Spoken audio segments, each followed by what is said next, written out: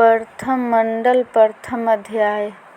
त्रैगुण धर्म संबंध में मिले न निर्गुण नाम।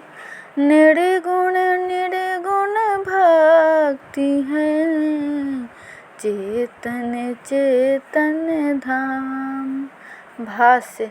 प्रकृति के त्रय गुण संबंध से जब तक आत्मिक चेतना लगी रहेगी तब तक अप्राकृतिक चेतन शब्द परम पुरुष की प्राप्ति नहीं हो सकती।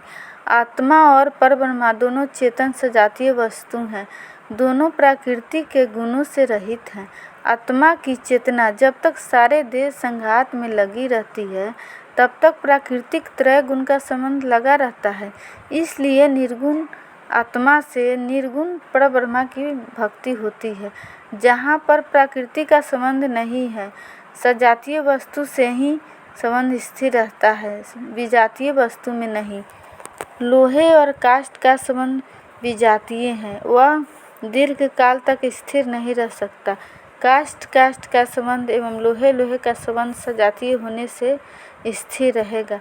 इसलिए आत्मा और ब्रह्मा चेतन निर्गुण है, इन दोनों के संबंध से ही भक्ति होती है।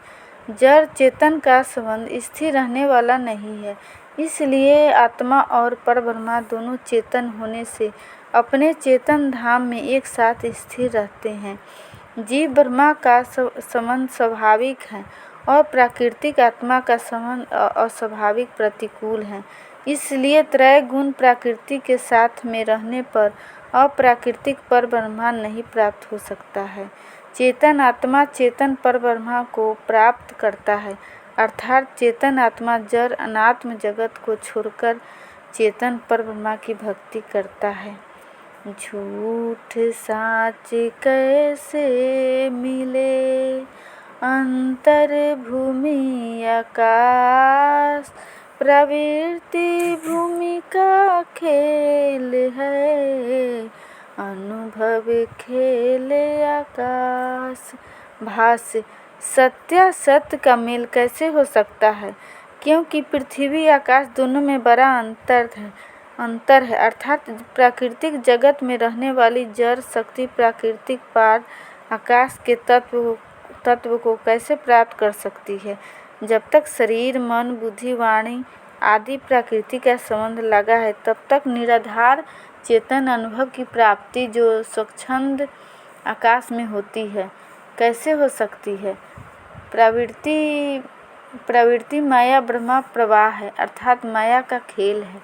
वाणी बुद्धि और शरीर के द्वारा जो चेष्टा की जाती है उसे न्याय की परिभाषा में प्रवृत्ति कहते हैं। जब तक शरीर मन बुद्धि और वाणी की शक्ति सब ओर से एकत्र होकर गुरु भेद युक्ति से चेतन परब्रह्म की ओर प्रवाहित होती है, तभी चिदाकाश सद्गुरु धाम के अनुभव खेल रहस्य का प्रत्यक्ष दर्शन होता है।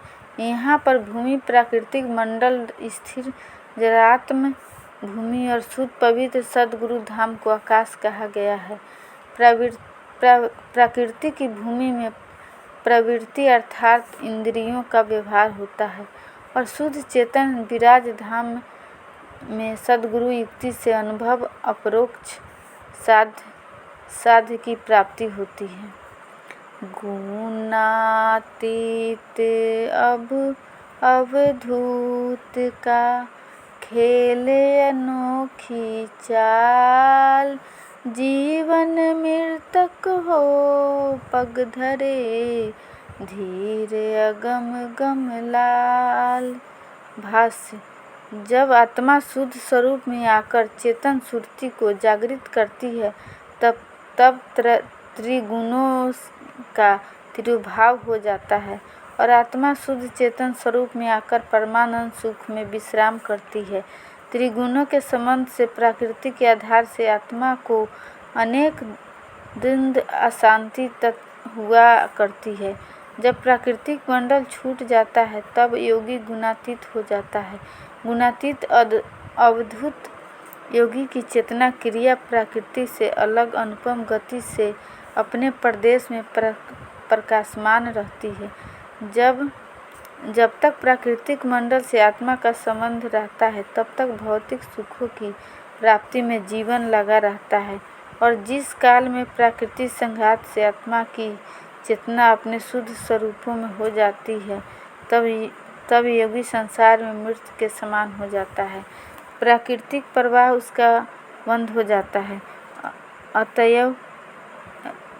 अतएव प्रकृति से मृतक योगी ही जो परम धीर और सद्गुरु का अनन्य शरण सेवी है, उस मन बुद्धि इंद्रिया गोचर अगम पर ब्रह्मा का गम अर्थात प्रत्यक्ष अनुभव प्राप्त करता है।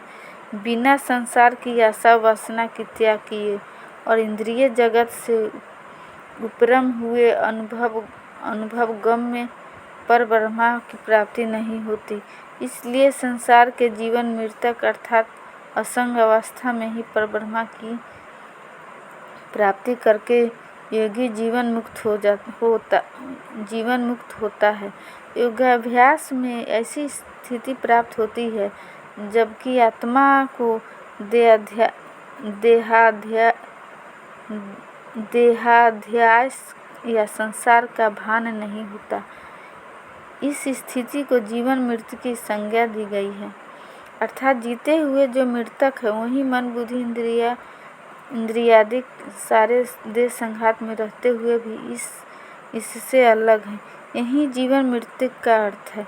जीवन मृतक अवस्था विहंगम योगी की होती है और वह योगयुक्ति से प्राकृतिक आधार छोड़कर सहज शून्य पार परमानंद महान सुख को प्राप्त करता है।